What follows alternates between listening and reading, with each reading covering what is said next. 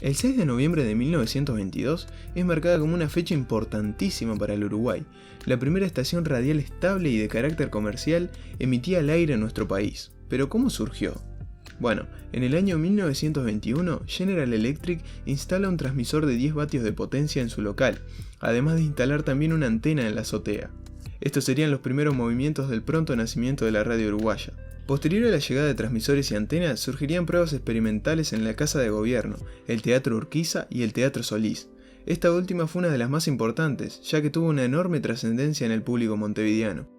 Ese día se estaba transmitiendo un partido de fútbol. Esta sería la primera transmisión deportiva del Uruguay. Dicha transmisión estuvo a cargo de Claudio Zapelli, quien transmitió minuto a minuto con todos los detalles entre el partido de Uruguay y Brasil, el 1 de octubre de 1922, desde la azotea del diario El Plata.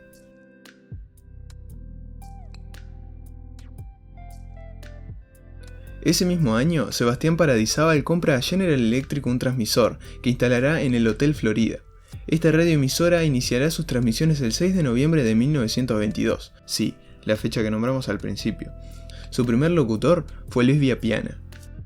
La radio Paradisábal se podría sintonizar en los 19 departamentos y también en la ciudad de Buenos Aires.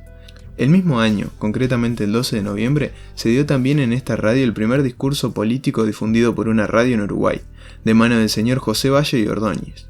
Un día después del discurso, se confirma realizada la instalación de aparatos receptores en todas las ciudades que habían sido declaradas por ley del país. En 1923 habían tan solo 2 estaciones, la mencionada Radio Paradisábal y una creada por la empresa General Electric, con el objetivo de aumentar sus ventas. La radio se adaptó al modelo que se utilizaba en Norteamérica, la propaganda paga. De esta forma se generaban ingresos a través de la publicidad que se emitía a los oyentes. En 1924 se crea Radio Monte Carlo, que sería prontamente la radio líder en audiencia, y sigue conservando el título hasta la actualidad. Los receptores invadieron los hogares uruguayos. Cada vez más estaciones presentaban una tablilla de horarios organizados, buscando la comodidad del oyente. Los años posteriores son notorios por la gran importación de aparatos para la radiotelefonía y receptores de radio, entre otros.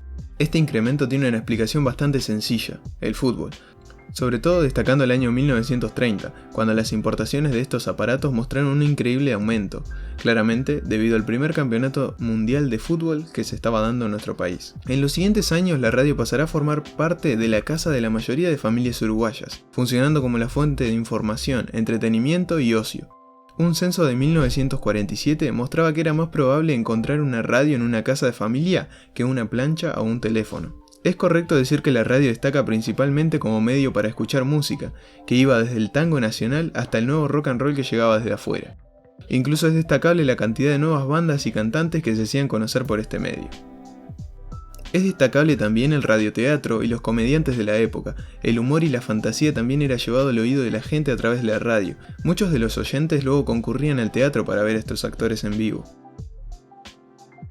Es muy importante destacar también que la radio hizo posible la llegada de información a una gran parte de la población que no era alfabetizada, incorporó una gran cantidad de oyentes que no eran tenidos en cuenta en los medios escritos como los diarios o revistas del momento. Quiero dar especial agradecimiento a la carrera... Ay, se te vio el dedo ahí.